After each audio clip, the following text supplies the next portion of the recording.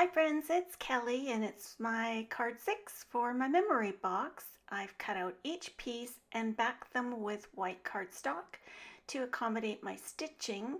And for those who are not familiar with the chain stitch, I'm just going to show you a couple of stitches here, continuing from where I last left off. So I'm going to go in the next hole under the previous stitch and down through the hole I came from. And that's it. Pretty easy, right? Let's do one more. So I'm going to go in the next hole, and I need to look at the back. In the next hole and underneath the previous stitch I just made, and then back down the hole I came from. And I'll continue on and finish that off. So in the description box, I'm going to add a few more links for chain stitching on paper if that wasn't long enough of a demonstration for you. So starting with the bird legs, I'm going to fit them onto the bird body. You can tell by the shape of this piece where it needs to go. And I'm going to use my Sticky Thumbs tape. First, I just want to show you, I use the leftover sheets that cover your cutting mat for the silhouette or cricket, and I cut them up to use on my desktop so I don't get tape and everything on my desktop. And they're just handy to pull out, and when they're all used up, you just throw them away. So it's a recycle reuse feature of the silhouette mat covers. Just going to glue down some stray thread there from my stitching. So there's our bird body with the legs. And I'm going to add the tail feathers next. Now I get this a little off. What I would recommend you do is put down the card background, and so you can see exactly where they need to fit on the bird body. I have to do a little adjustment. You'll see that coming up. So here's the card. I cut it out of white cardstock and covered the bottom with my pattern paper. I only had a small piece, but that's okay. The bird covers up the rest. So coming up, you'll see where I realized that the tail feathers were a little off. And so I just pull off the foam. I get this foam tape at scrapbook.com. It comes in a big roll, and it's an awesome price. So look for that at scrapbook.com. I'll leave a link in the description box. And this is the 1/4 inch tape. Comes in a few different sizes. So referring to the card background, I realized the tail feathers were just slightly off.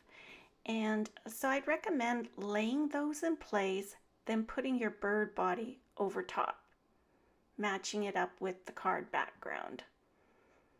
And so I'll reapply my foam tape and put a little more tape on the tail feathers and apply that to the card background.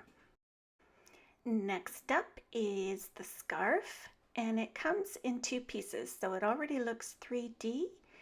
And once I have my bird in place, I will simply glue the scarf to match the card background. You can tell where it needs to go by the background shape of the memory box card. And I'll just hold that down for a little bit to dry that glue. It dries pretty quick.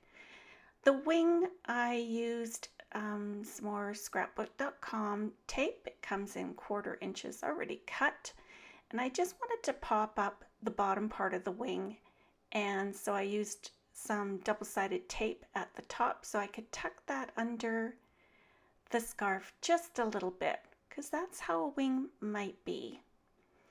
And same with the hat. I just put foam tape at the top so I could glue down the brim to the bird head, because there will be another piece, the fuzzy fur that goes around the hat. Really creates a 3D effect. So I'm just gluing down the brim to the head. It would be fake fur for sure. So just a little dot of glue on the head to hold it in place there, and glue the fake fur trim to the brim of the hat, and that'll complete the birdie hat. So cute. I thought about using a little piece of ephemera here, but I changed my mind. And so on with the face, and I cut out three of each eyelash and three of the nose, and glued them all together, and that created more of an ephemera piece, gave it some dimension on the bird face too. Did I say nose? It's a beak. The birdie beak. So I'm going to glue those in place. You can refer to the photo in the post for placement, but basically it should just look like your birdie is smiling.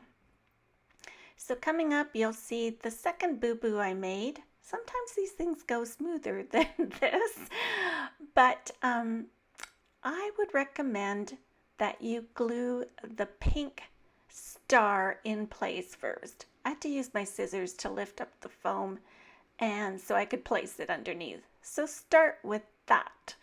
And I wanted my stars to kind of look layered, and so the pink star I placed under the bird body. The yellow star just pokes under the bird cheek a little bit, and then the aqua star is going to be a combo. One part is going to lay on top of the pink star, and the other one will lay under the yellow star. You should place them however your heart desires, just as long as they're covering the card base. It's going to look great. So I'm just gluing down the corners so it looks nice and tidy. I used some thickers to show the date. As of Sunday, it was 167 days to Christmas, and so pull out some thickers from your stash and use the date for whenever you make your card. Some close-ups coming up. Likes and subscribes are appreciated, and if you make this card, please tag me on Instagram. Thanks for stopping by. See you soon. Bye-bye.